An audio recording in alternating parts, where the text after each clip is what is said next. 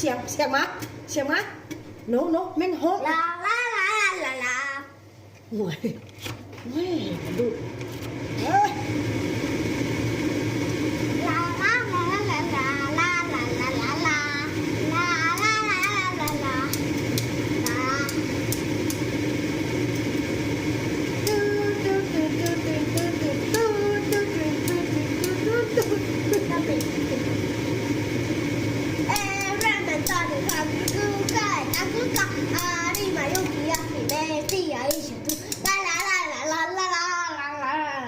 ม้วนอยู่นี่แหละมึงเนี่ยเอาม้วน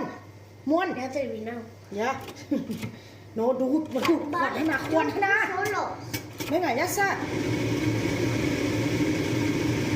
ร้านเนี่ยตอนเครื่องกับลูกก็จับลูกก็มาเลยครับจับไปหมดเลย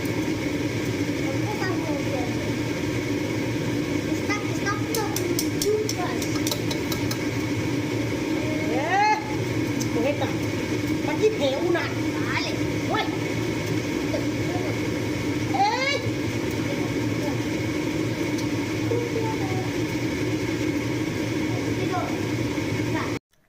สบายดีเด้อสบายดีพ่อแม่พี่น้องมาเด้อมาเข้าครัวนำกัน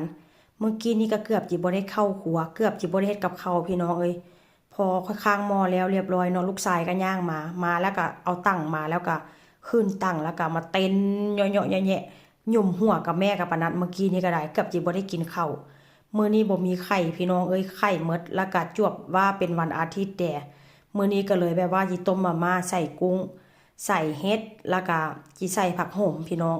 เพราะว่ามันบ่มีไข่ถ้าหากว่ามีไข่นี่ก้อยก็สิต้มหรือว่าทอดไข่ให้2พ่อลูกนี่ก็คือสิแล้วแต่ว่ามันบ่มีไข่มันก็เลยจำเป็นเนาะเป็นเมนูที่แบบว่าบ่อยากเฮ็ดแต่ว่าก็จำใจต้องได้เฮ็ดว่าซั่นซะดีแต่ว่า2พ่อลูกมันมักกินเนาะมื้อนี้ก็เลยมาต้มมาม่าพี่น้องมื้อนี้ก็สิใส่เพิ่มลงไปเป็นแบบว่าอันนี้ค่อยซื้อแยกมาซื้อแบบเป็นถุงมาที่แบบว่าบ่ได้ซ้ำอันก็จะบ่มีเครื่องปรุงขนาดเนาะแต่ว่าค่อยก็เอาอันมีมาม่าใส่น้ำเพราะว่ามาม่าของไทยหั่นน่ะพี่น้องค่อยซื้อมาเนาะค่อยก็ใส่ประมาณ2ห่อย่านเขาบ่อิ่มย่าน2พ่อลูกบ่อิ่มค่อยก็เลยเอามาใส่เพิ่ม